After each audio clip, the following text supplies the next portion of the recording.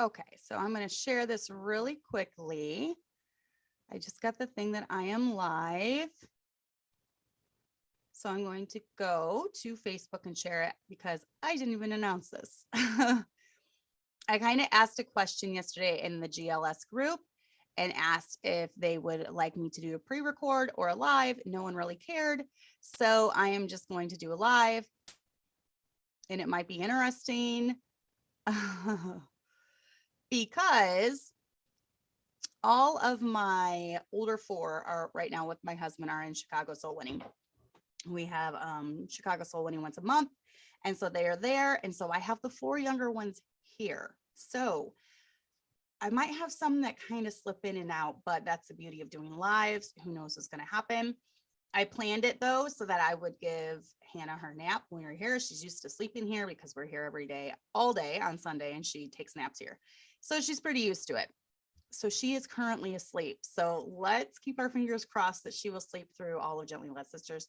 And Allie's keeping an eye on them. I mean, she's 12. She's over 12 now, and that's how old I was when I started babysitting. So I think she'll be fine. Here they're kind of in their own element because this is like our second home. This is our home away from home. In fact, my daughter, funny thing about, hey, Sarah. Hey, Maudie. Nice to see you. That is the nice thing about doing it on Saturday afternoon. Sometimes people that can't catch the live on Monday nights can catch the live. And I had a lot of ladies say that they just kind of catch up at their convenience. So that's fine too. But funny story about Kelly. She actually calls this my husband's house. And she'll say, I want to go to the church. I want to go to daddy's house. So I don't know why she does, because I mean, overall, he still spends more time at home than the church. He is at church every single day, but he still spends more time at home. So I think that's really funny that she says that. Okay, so we're going to get into it. I know our live viewers might be a little less than normal, but that's okay. I am going to be gone this coming Monday at a camp. The following Monday, I will be en route to Ireland. Actually, my plane leaves in the evening, so I won't be flying yet, but I'll be close to getting on my flight to fly to Ireland. And then the following Monday, I'll be flying back from Ireland. I am going to try to do a live in Ireland with Fiona.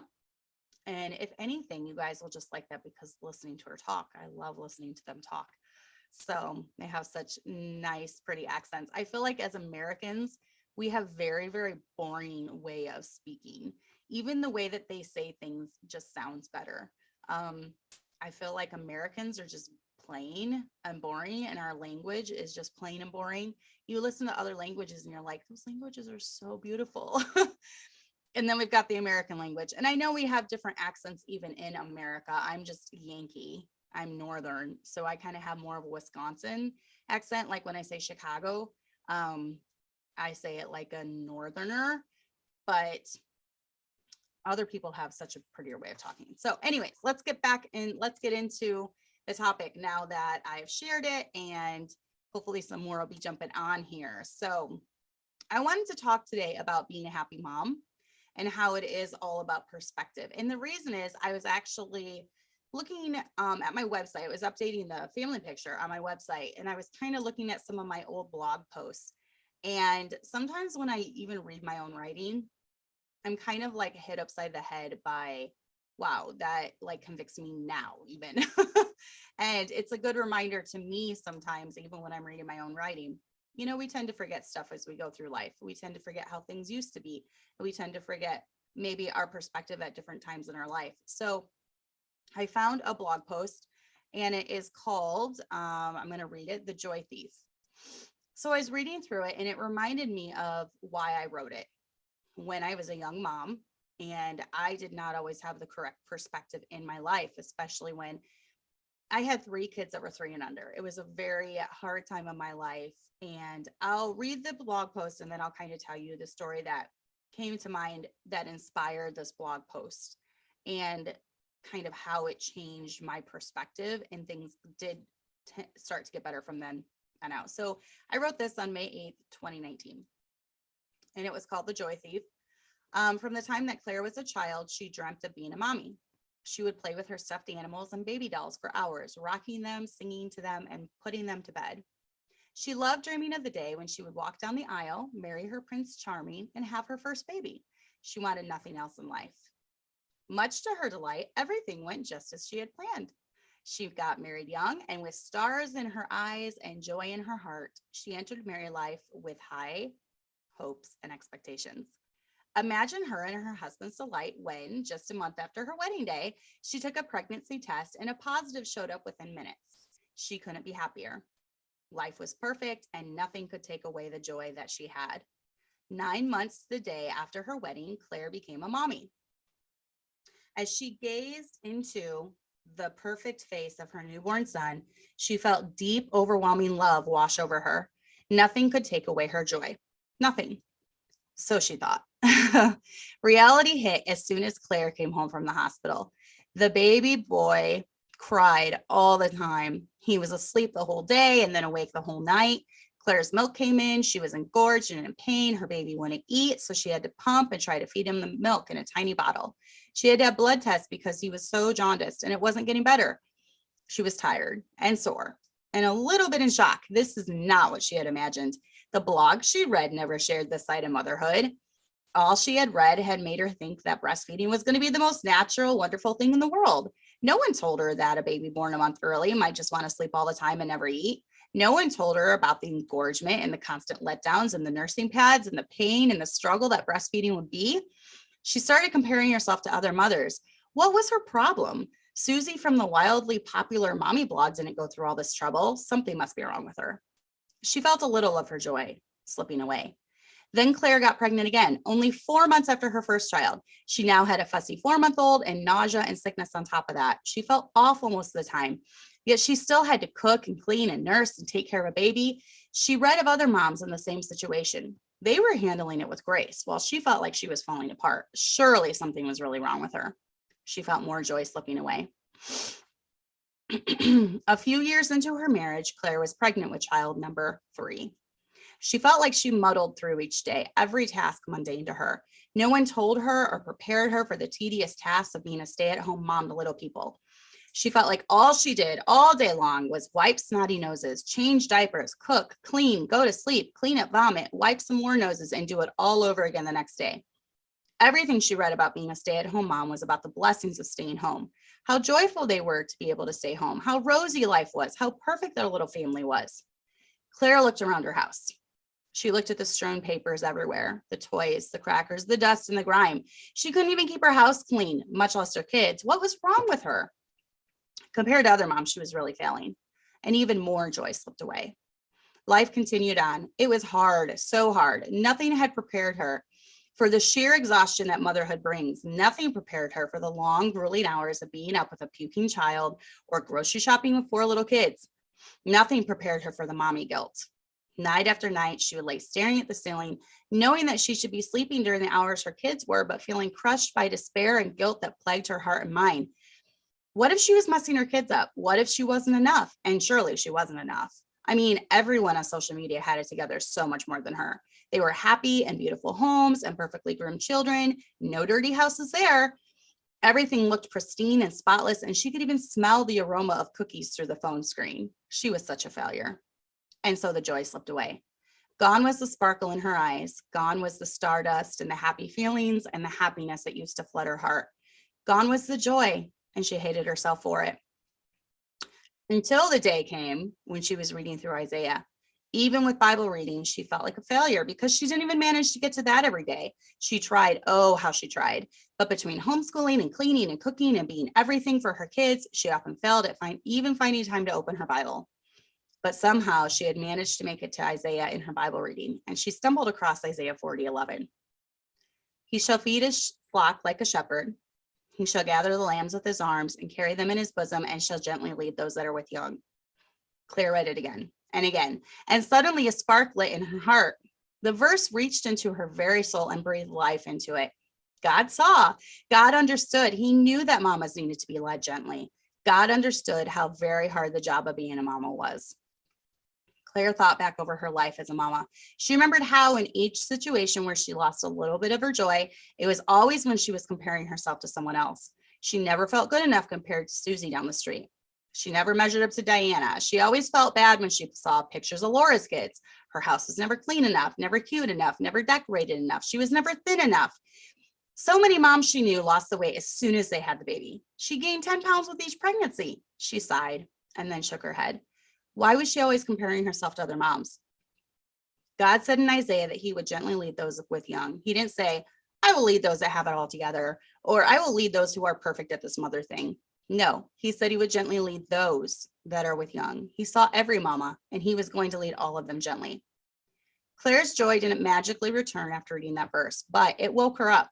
She was done comparing herself to other moms. Sure, she was overwhelmed and stressed at times. Sure, her house wasn't perfect and her kids were dirty a lot of the time. And when I'm writing this, I don't mean like dirty, nasty is never having baths. You know how kids get dirty outside playing. I know the haters will zone in on that. And she felt like a failure most often than not. But her husband was happy. Her kids were happy. She was living her childhood dream, and that made her happy. And when Claire's 2-year-old brought her dandelions, a little bit of joy came back. When her son told her he loved her and wrote her a sweet note, more joy flooded her heart. When she tucked all her babies into bed every night and watched them sweetly snore, even more joy came back. But it wasn't until Claire stopped comparing herself to every other mom that she had stars in her eyes once again and joy in her heart. For you see, comparison is the thief of joy. It peers into the windows of our soul. It knows what we lack in, and it makes us focus on only those things. It tells us we aren't good enough or brave enough or smart enough to be a good mom. It tries stealing away all the joy that once used to flood our hearts. Comparison is the thief of joy, and it's also a liar. Because honestly, none of us are perfect. None of us have it all together. We all have dust in our houses. We all have dirty kids sometimes. We all cook a frozen pizza on hectic nights. We all yell when we shouldn't and pick fights with our husbands, even though we know it's stupid and petty. We are all broken people living in a broken world. We battle daily against our flesh and our laziness and our insecurities. The human race is and always has been pretty much the same. I know Claire well because I am Claire. And it wasn't until I decided that I was done comparing myself to other women that I finally started getting my joy back. I was the starry-eyed bride and the young mother. I was also the mother on the edge of burnout. I had to firmly tell myself that I was done letting comparison steal my joy. No more would he be my joy thief. I'm still not perfect, nor do I have it all together, but I no longer compare myself to the other moms. I am who I am. My children aren't perfect and they don't have it all together, but they're mine. I love them fiercely. And I find joy, oh, so much joy in being their mama. So that was written a couple years ago. I just want to say that the thing that inspired that story was I had 3 kids, 3 and under. I'm going to spit out my gum. It's like stuck on the roof of my mouth. I had 3 kids, 3 and under. And my husband and I, we took them everywhere with us to most youth events, most youth things. We took them with us. And so we had taken all 3 of them to a teen retreat at a place called Camp Joy. It's a place in Wisconsin. And Abby was very, very needy from the time that she was born, which is crazy to think about now. But she cried. She had her days and nights mixed up. For probably the first year or so, she was awake all night crying. She cried all day during the day too. And so she was very, very high maintenance. Come to find out, she had chronic ear infections. And whenever we got the tubes put in her ears around 2.5, her whole personality changed. And she became happy. And she was, I think she was just in pain a lot when she was a baby, not knowing it. And we did stuff for it. I would take her to the doctor. I wasn't really into natural stuff back then, and I did do jabs. So I think that has part of it to do, you learn as you grow older. But anyways, I was having a hard time dealing with it. Anytime we took her out of her element, out of her home, she was even worse, and she would cry and cry and cry. So I was not able to do anything the weekend of the retreat. I had to stay in the room with Abby because she was just so miserable. And it was just because she wasn't sick or anything. She just was in a different place. And when she was in a different place, she was an introvert and she liked her home. She still is that way. So she would cry. And I remember my husband came back and there was only so much he could do because he had to be with the teenagers. and I just kind of stayed back with, I had to stay back with Abby. And I remember I was just so overwhelmed. And because Abby was miserable, I was miserable. And I was crying after all the kids were asleep. And I remember he was just kind of holding me and he said, what can I do to make you happy? I want you to be happy. And that just like was a lightning bolt to my heart, because here I was letting all these outside circumstances, not even outside, but my kids being miserable was making me miserable. And I remembered from that point on, I really tried to change my perspective. I did not want bad days to take away my happiness. I did not want my kids crying to take away my happiness. I did not want things that they were going through to take away my happiness. And it was from that moment on that I kind of had a different shift that came with my mindset and my heart. And that is kind of where this topic was born from, because I know that there are a lot of young moms that watch my channel, and many of you are struggling to have joy. Many of you are struggling with contentment, and many of you are struggling. And I do believe a lot of it is perspective. And I think if we could just get our perspective right on so many things, that would help change your actions and your mindset and your heart and everything. So let's talk about reality versus perception. We all have perception of how things are going to be. And as most of you know, from the time that you were young and you got married, you might have been like Claire or me. You might have had, stardust and dreams and all how everything was going to be. And when you got married and started having kids, you realize this is a lot harder than I realized. This is a lot harder than I thought it would be. And yeah, it is.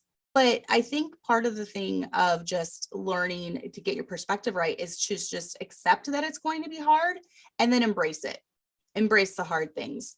Good things in life are hard. A good marriage is hard. A good raising good kids is very difficult. Having good relationships with other people can be difficult. And I say difficult in the fact that I'm not talking about toxic people. I'm talking about difficult in the fact that you have to pour a lot of energy and time into it. And that's true with anything good in life. So being a good mom and a wife is a lot of work. It is. And it's same with being a good spouse. And you're going to have your good days and your bad days. And I think once you learn to accept that, then it's going to be a lot easier. You can't have this, I don't know, false reality in your mind that my life is just supposed to go perfectly with no hiccups, no bumps. You have to realize that there are going to be good days and there are going to be bad days. I had a bad day yesterday as far as my babies. As most of you know, especially when they're 3.5, 1.5, you have some days where everything seems to go smoothly, and then other days where you just feel like you're disciplining all day long and the fits don't stop and the crying doesn't stop. And I'm older and more mature now. I'm 41. So I'm a lot more mature than when I was 20, obviously. And so I'm able to cope now better with the bad days and just realize that this is just a bad day. It'll be okay. We're going to get through it, and to calmly deal with every situation as they come up. Now, today has been a very good day. I'm saying this, hoping I get through the whole live, but it's been very good. Allie has really stepped up and helped. She's 12, and I was able to take a shower, and she watched the girls very well, and no fits, no temper tantrums. So my day yesterday of reinforcing training methods and different things and cracking down on fits, and when I say no, I mean no, that has helped with today. And it will. Every bad day where I say bad day, but any day that is just wearing on you mentally, physically, emotionally, just realize this is going to make it easier in the future. So, and Kelly, I just did pizza Wednesday night as well. Wednesday's tough for us, especially when I teach, because the girls have lessons here as well at the church. So we're kind of running to and fro and everywhere, and we just ordered Pizza Hut. We had some points. Someone had given me gift cards a long time ago too. So we did Pizza Hut, and it's great for Wednesday nights, and there's no shame and no guilt in that. As long as my kids are fed and happy, I'm happy. But It's good to change your perspective on how you see things. You can do the hard things. You can. It's we have this mindset that life should just be easy and roses and butterflies, and life just honestly stinks sometimes. If you're saved, if you're not saved, I don't know how non-Christians go through this life without God and without his help and without relying on him and without being able to pray. I think it would be a lot harder, but even Christians go through stinky times. And you just got to learn to accept that it's going to come, just kind of roll with it. You just kind of roll with whatever comes. Embrace the chaos. This is something I have definitely learned to do. Our house at any given time is loud and noisy. And I mean, we have 10 people still living in a 1,300 square foot home. So there's going to be a lot of loud and chaos and crazy. But the other night, I was standing there in my kitchen, and all of my kids, we were all in the kitchen for some reason, and they were just being loud and crazy and laughing with each other. They weren't fighting or anything. It was just loud and crazy, laughing, talking. And I looked at them and I told them, I said, this is literally what I dreamed of my whole life. And I have it. I have what I dreamed of. When my husband and I got married, we wanted 10 kids. And we are technically up to that. We have 8 living children, but we have 2 in heaven. So I feel very, very like my quiver's full. I feel very happy and content with the life that God has given me. This is something as a little girl I dreamed of. I dreamed of having laughing kids around the table. I dreamed of a full house. I dreamed of the chaos and the noise. And, I dreamed of that, and I have it. So Maddie said, my biggest struggle lately has been contentment. My house is a mess and I've been struggling getting meals on the table. So I'm determined to get that in check so we can stop blowing money on takeout. Yeah, that definitely, I was talking about it with Abby. When I was a young mom, one of my biggest triggers was, maybe I was talking about it with my friend Nicole. I hated having a messy house. When I had a messy house, I felt like my whole life was spinning out of control. And as long as I could keep meals on the table and a clean house, I felt like I was more in control. And I have lowered my expectations quite a bit from that time. I had to, otherwise it would have driven me crazy. But I did always have a couple things to make things smoother when it came to the home.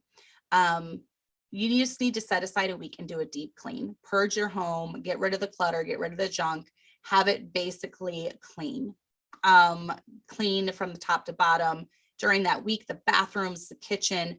And then after that, maybe twice a day, I would have a cleanup. I would always clean up when the kids went down for a nap. And I would always clean up right before bed.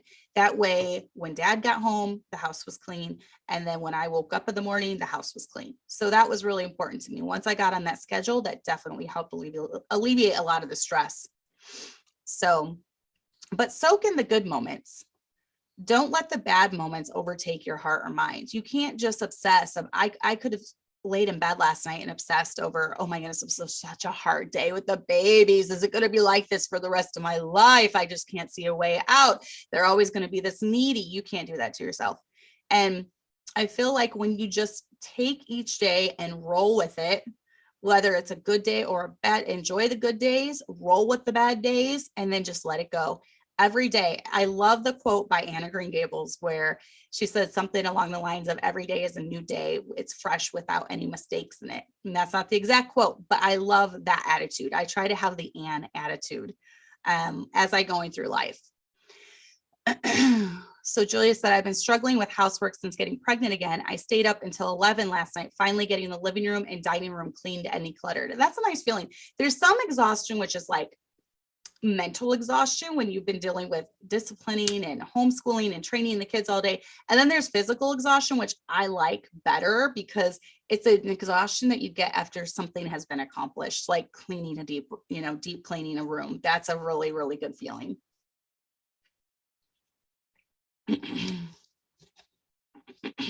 Maudie, I was in your place exactly a year ago. I have all these memories coming up. We remodeled my kitchen and I had forgotten how awful that was because we had to take everything out of the kitchen, my big, huge kitchen table and the stove and the fridge, and we put it all in the schoolroom. It was a nightmare. I'm looking back at those pictures and I'm like, I'm so glad I'm not there anymore. But here we are a year later and it's worth it. So just keep thinking of that. It's going to be worth it. It's going to be worth it. It's going to be worth it. Hey, Joyce. Yes. And I'm going to talk about that too. This is Day, right? Day, you're Mrs. Southern Belle. I'm going to be talking about that as far as having a community of like-minded women. You know, when I was actually younger and I had little kids, I didn't really have that. I was in a good Baptist church, but a lot of things like postpartum depression, anxiety, just having it tough when your kids were little was not really talked about when I was that age and not really acknowledged. And while my in-laws would sometimes watch my kids, very rarely, so we could go on a date or something, it was a lot. 3 kids, 3 and under is a lot to handle. I felt like I had acclimated to that, but I felt bad putting that on someone else. So even if I did leave a couple kids, I always had the nursing baby or something. Most of the teen activities, most of the camps, we brought them with. So we had them with while we were doing all this other stuff. And I didn't really have a lot of help when it came to my kids. So I do think that more ladies nowadays have a little more help, especially if you're in a good Baptist church and you have other moms that are having babies at the same time as you. I feel like you do have a little more help than I did. I just had to suck it up, buttercup, and deal with it. I didn't really have that. So because I know how hard it was, I do like to try to help other ladies who are going through that, or have my girls be mother's helpers, because I know even I had a couple times when we had sleepovers or something at my house for the teen girls. And I remember one time a couple of them took out all of my boys' clothes in their closet that was just a jumbled mess, and they rearranged everything. They folded everything.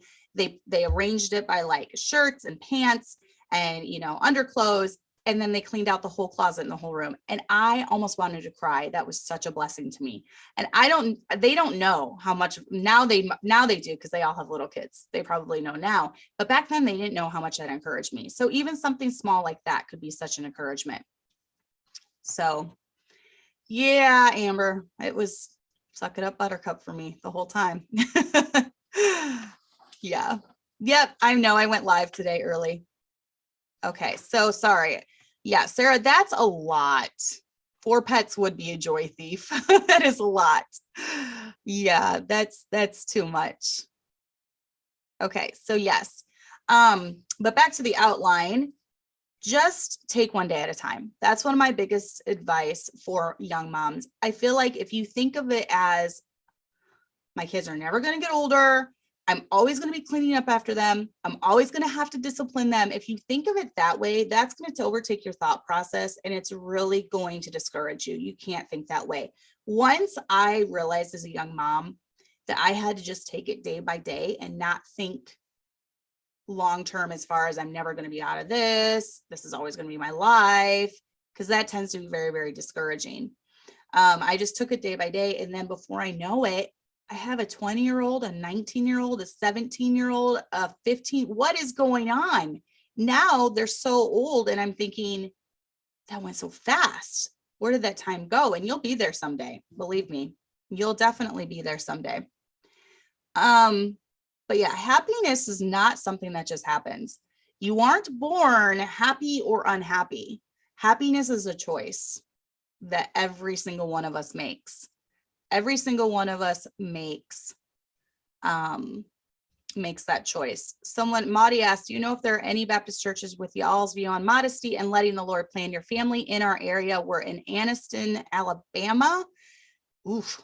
If anyone knows of any, we'd love to hear. I cannot think of any in Alabama. I don't know like barely any churches in Alabama. And that's like the Baptist, like, what is it called? Like there's a Baptist church on every single corner. So yeah.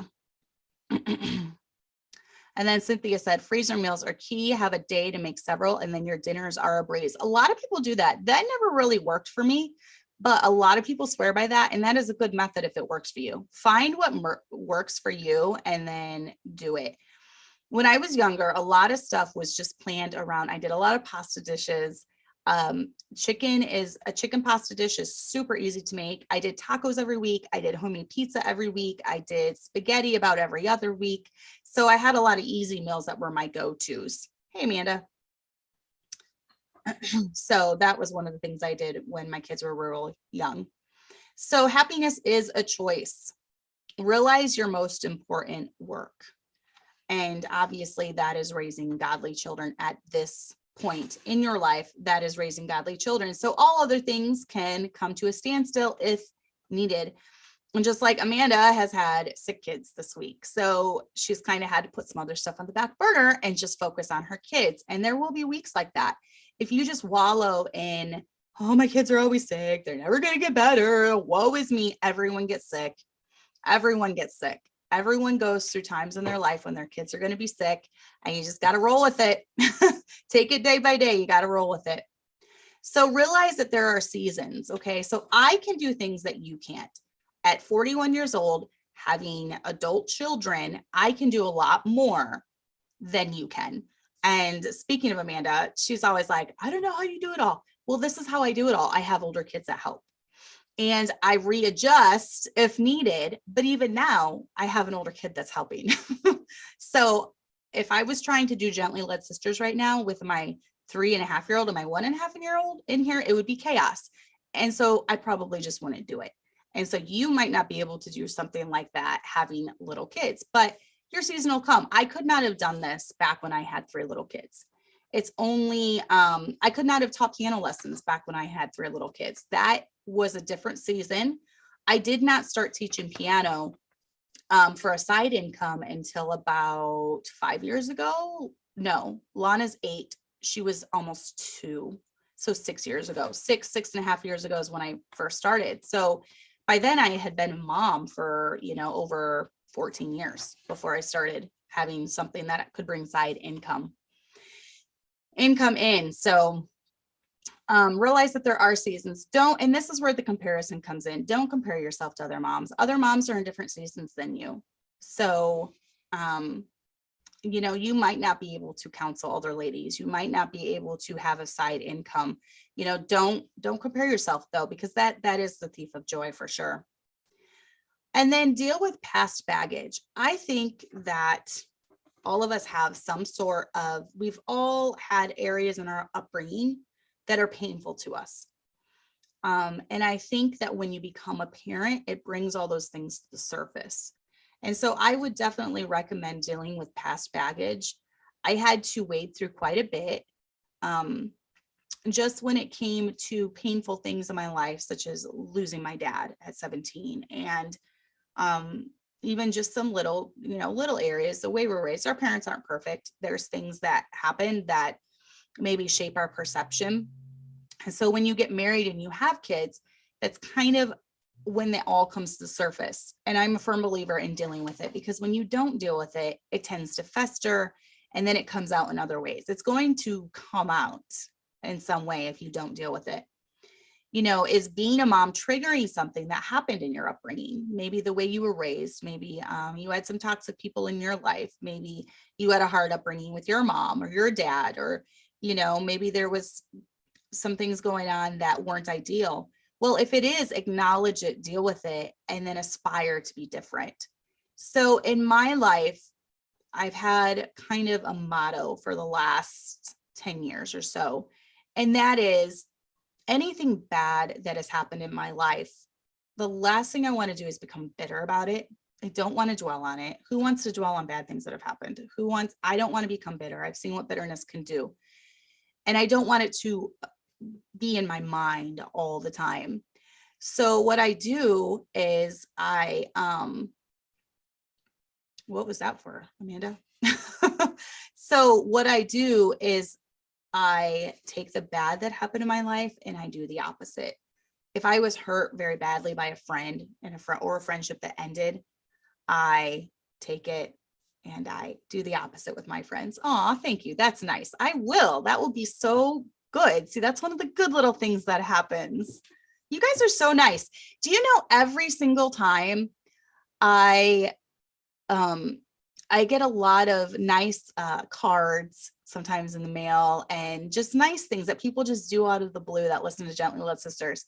And they know I love Starbucks.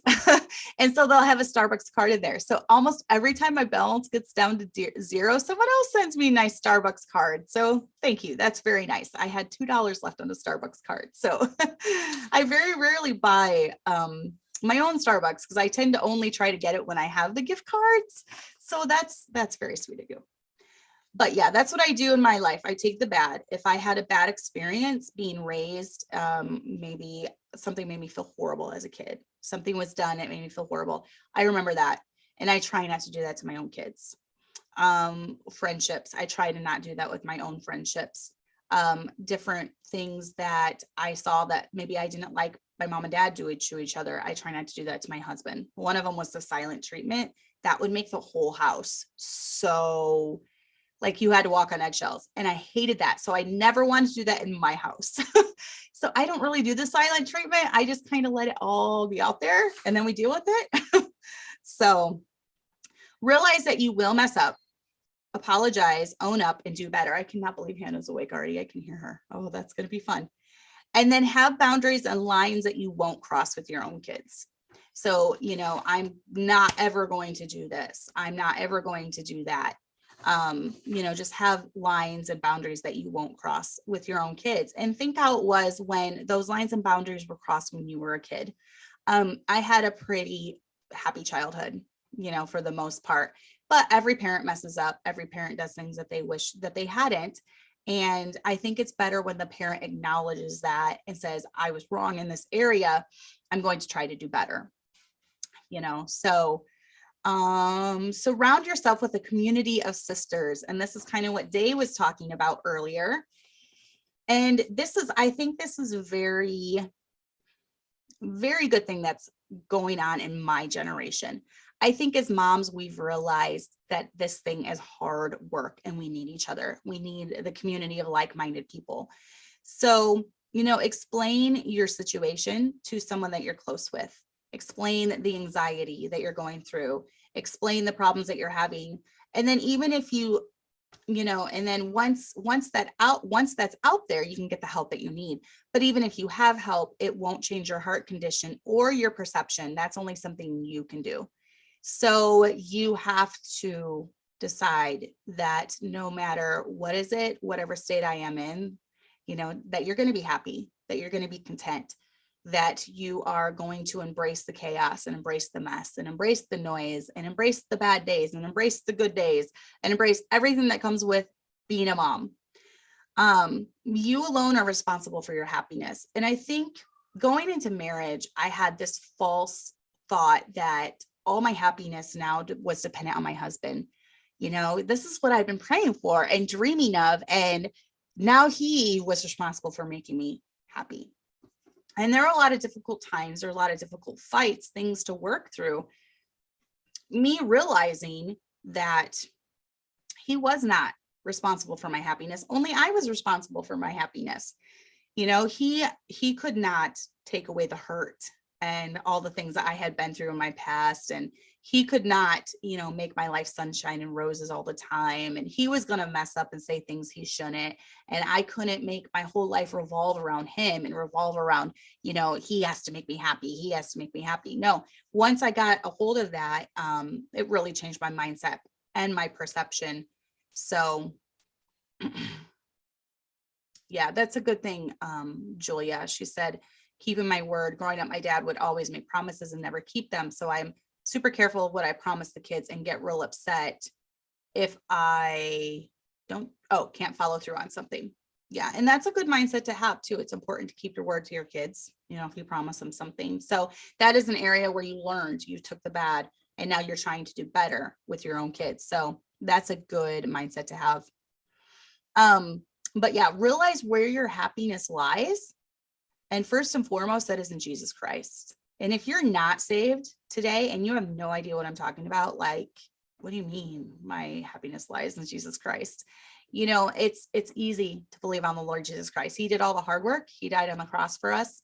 And that gift of salvation is free to anyone who believes on his finished work on the cross and accepts his gift of salvation.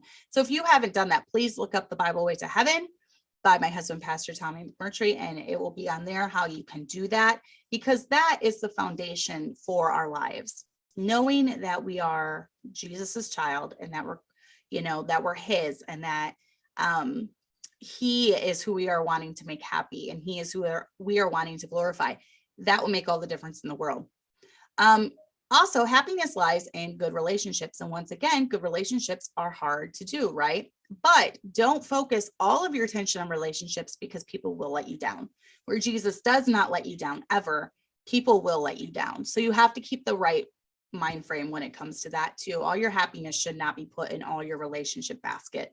We have different baskets that us as moms carry. We've got the husband and wife relationship basket. We have Jesus basket. We've got church basket. We've got friends basket. Don't put all your eggs into the friends basket and neglect everything else. Don't put all your eggs into the spouse basket and neglect everything else. Same with even church. Church can be a great thing, but don't put all of it in there and then not give to any of the other baskets.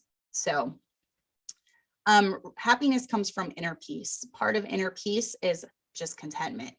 Accepting the gifts that God has given you, accepting your lot in life, whether that is, financially or whatever that is, just accepting whatever it is. And then you can find peace through that.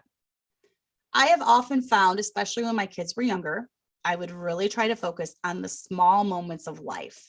And when I say small moments of life, I'm not talking about the big things like my upcoming trip to Ireland. That's a big thing, right? I didn't want to just live for those big moments. I wanted to live for the small moments. The small moments like waking up early before the kids, getting a good cup of coffee, being able to read my devotional book or my Bible before that they came toddling out. Some days that didn't go as planned.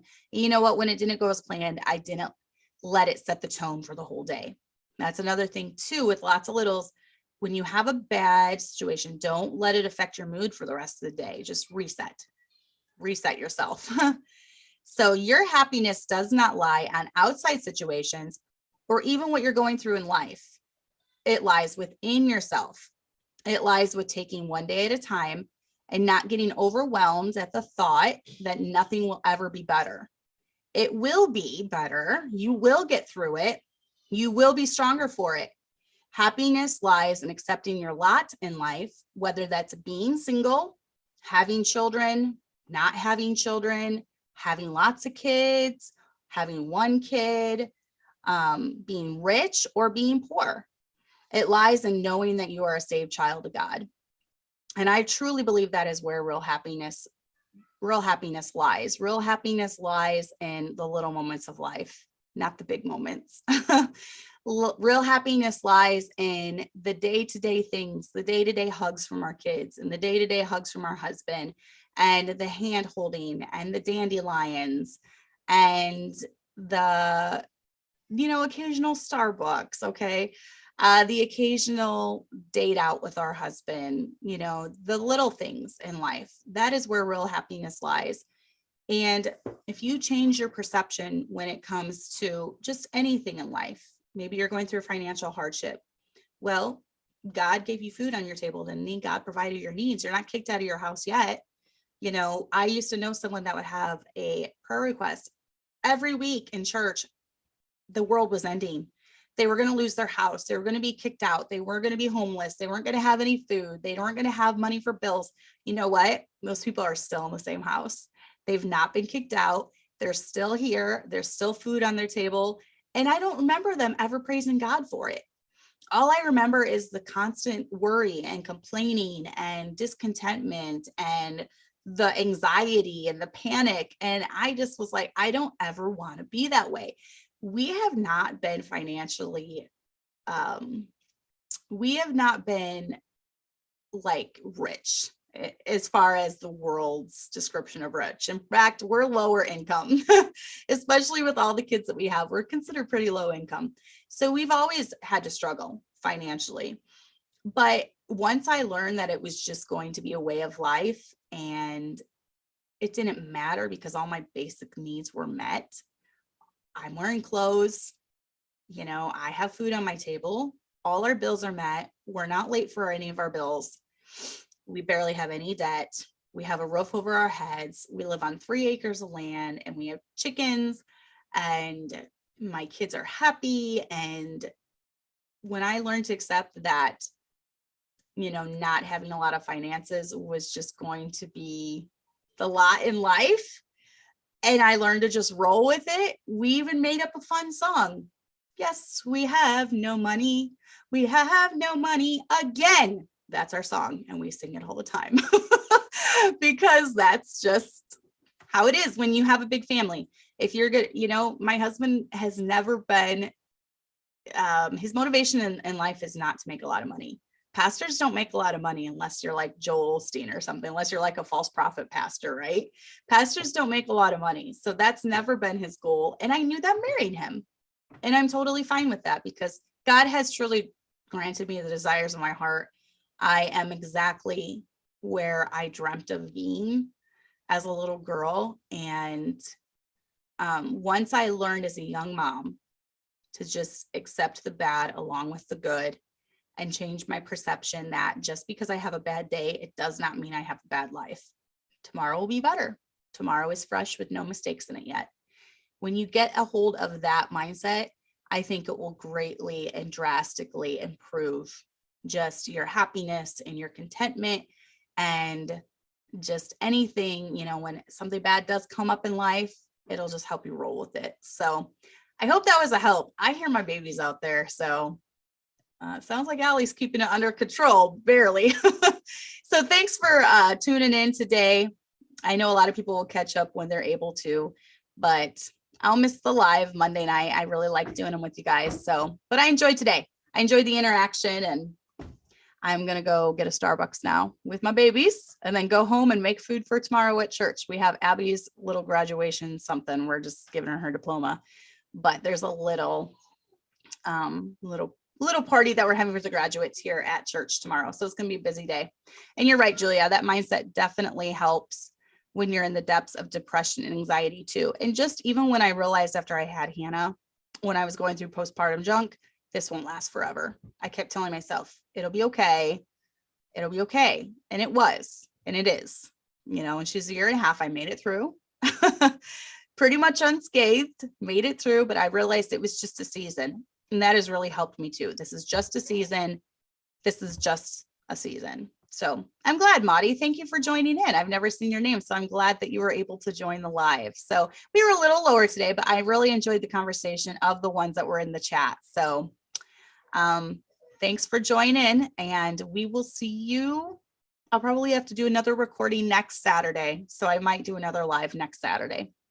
So we'll see, but we will see you then. I hope you ladies have a great week.